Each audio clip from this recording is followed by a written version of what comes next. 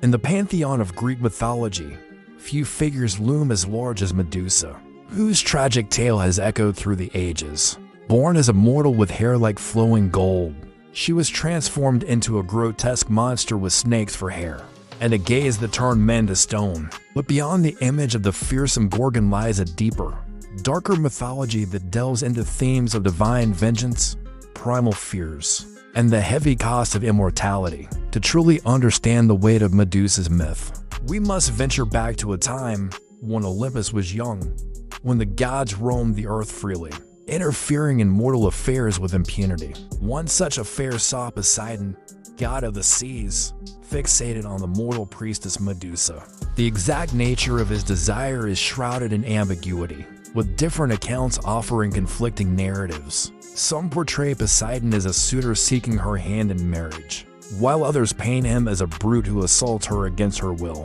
What remains constant is the location of their fateful encounter: Athena's temple, a sanctuary where assault was not just an affront, but a desecration of the divine order itself. The Temple of Athena, the patron deity of wisdom and strategic warfare, was a place of refuge and worship. It represented a sphere of safety and sanctity. Poseidon's invasion of this space, whether through seduction or force, was an act of hubris, a challenge to Athena's authority and a disruption of the balance between gods and mortals. This act of transgression set in motion a chain of events that would culminate in Medusa's horrifying transformation. Upon discovering what had transpired in her temple, Athena was consumed with rage and humiliation. She confronted Medusa, holding her accountable for the violation of sacred ground. But the priestess's pleas for understanding fell on deaf ears. Athena, blinded by righteous anger, ignored the possibility that Medusa may have been a victim herself. Instead, she chose to punish the mortal for daring to transgress against the gods, demonstrating the capricious and vengeful nature of divine justice. In response to Poseidon's actions, Athena decreed that Medusa's beauty, the very thing that had attracted the gods' attention, would become her downfall. Her flowing golden locks, once a symbol of allure, were transformed into writhing snakes. Her captivating gaze, once admired by mortals, gained the power to petrify those who dared meet her eyes. And thus Medusa became a creature of nightmare, forever alone and feared.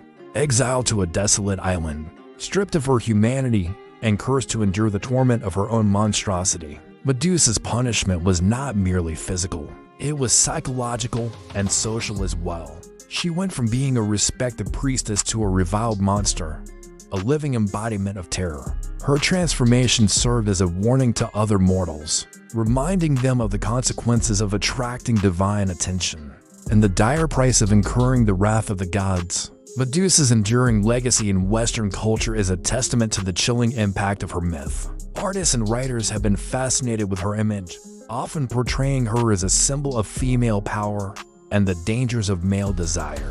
Her story has resonated across centuries, reflecting society's evolving perceptions of gender roles, sexuality, and the complexities of good and evil. Yet even in the darkest depths of Medusa's tale, there is a glimmer of defiance. Her story has often been interpreted as an indictment of patriarchal structures and the double standards of divine justice. By punishing Medusa for the sins of Poseidon, Athena perpetuates a cycle of victimization and reinforces a societal norm where women bear the consequences for men's actions. This subversive undercurrent invites viewers to question the narrative and consider the implications of unchecked male entitlement and the capricious nature of divine retribution. The story of Medusa serves as a stark reminder of the vulnerabilities inherent in the human condition.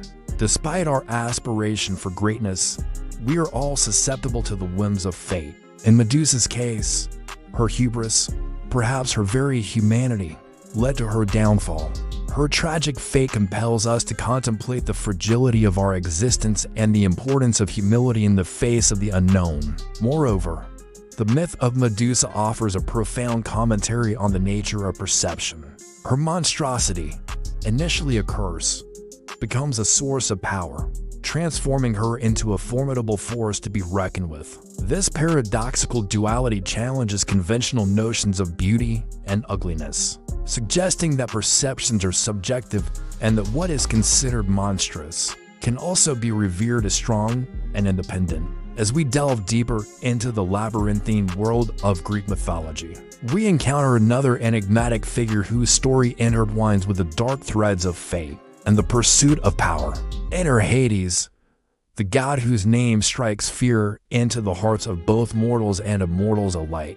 Hades, the lord of the underworld, holds dominion over the realm of the dead. His kingdom is not a place of torment and brimstone as depicted in later religious traditions, but a somber, shadowy expanse shrouded in mystery and finality. As the brother of Zeus and Poseidon, Hades is a member of the first Olympian generation, yet his legacy is far removed from the glory and grandeur associated with Olympus. His realm, the underworld, is a place where souls go after death, a realm without warmth or light, where the river Styx flows endlessly and the only sound is the mournful wail of the wind.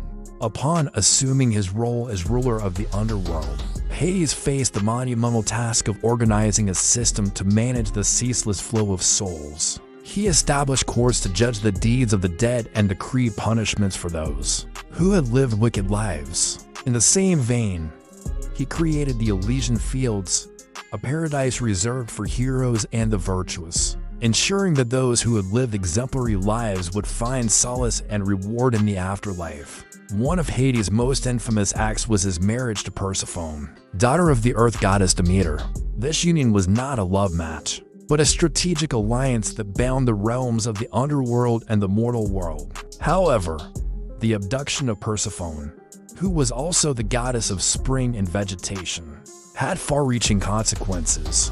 The distress of her mother, Demeter, caused the earth to wither and humankind to face starvation, underscoring the intimate connection between the cycles of nature and the realm of the dead.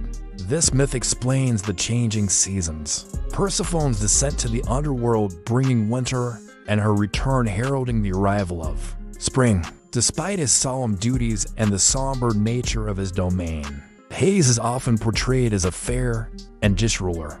He does not take pleasure in tormenting the dead, but rather ensures that justice is served. His realm is not a place of joy, but it is also not a place of gratuitous cruelty. This portrayal challenges the common perception of Hades as a god of evil, suggesting that his role in the afterlife is essential for maintaining order and balance. When we examine the methods by which Hades enforces justice, we encounter a disconcerting reality. The dead are often judged solely on the basis of their lineage and associations. Heroes and descendants of gods are granted favor, while mortals with ties to evil or misfortune face persecution. This raises questions about the impartiality of divine justice and the influence of social standing in determining one's fate. Furthermore, Hades' authority extends beyond the underworld, encompassing the realm of the dead among the living as well.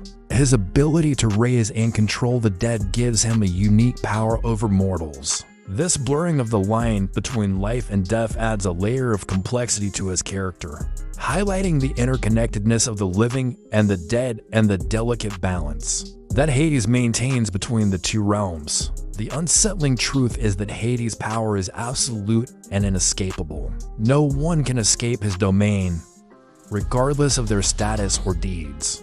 This absolute authority makes him a figure of fear, for he is the ultimate arbiter of life and death, capable of sending even the most powerful of gods to their eternal rest. In conclusion, the myths of Medusa and Hades, though seemingly disparate, weave together a tapestry of fear, vengeance, and inescapable fate. Medusa's story confronts us with the brutality of a world where beauty is weaponized, where divine retribution is swift and merciless, and where human agency is limited in the face of the god's capricious will. Hades, on the other hand, unveils the chilling reality of a realm where death is not an end, but a transition to another shadowed plane of existence, a realm where justice is impartial, but where the scales are tipped by lineage and association. blurring the line between life and death and underscoring the inescapable nature of mortality. Together, these myths paint a haunting picture of a world where the greatest horrors can lurk in the most beautiful forms and where even the gods must bow to the ultimate arbiter of existence, death.